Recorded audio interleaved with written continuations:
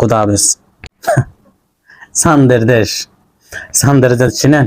চাঁদের দেশে ধানের শ্বাসে করেছেন, হাঁস মুরগি পালতেছে, চাঁদের দেশে সবকিছু হয়েছে। এটা যাদের বিশ্বাস হয় অবশ্যই কমেন্ট করে জানাবেন। আমি এখন পর্যন্ত বিশ্বাস করতে পারি না চাঁদের দেশে মানুষ বসবাস করে।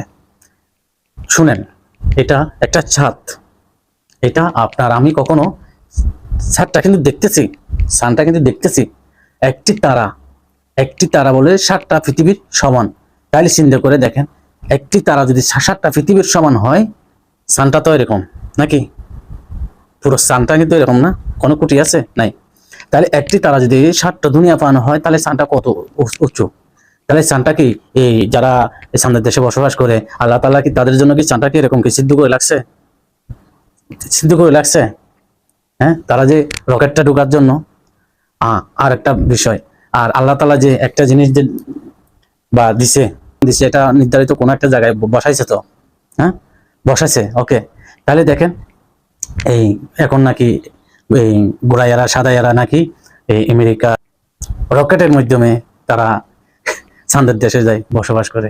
আসলে কতটুকু শক্তি হতে পারে এটা আমার এখনো মনে রাখতে পারি না, বিশ্বাস করতে পারি না। কেন চাঁদটা কি ফের করে তারা কি চাঁদের উপরে যেতে পারে?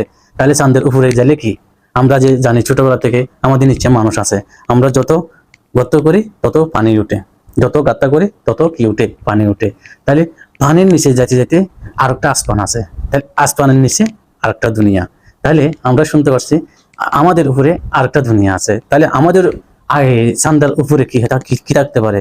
চাঁদের উপরে পানি, পানির উপরে আবার মাটি, মাটির উপরে আবার মানুষ থাকবে। তাহলে চিন্তা করে দেখেন, একটি রকেট তারা চাঁদের দেশে পাঠাইছে, তাহলে চাঁদ ফের করে পানি ছিদ্র করে মাটির উপরে উঠে আবার দুনিয়াতে বসবাস করে, তাহলে অন্য জগতে চলে গেল।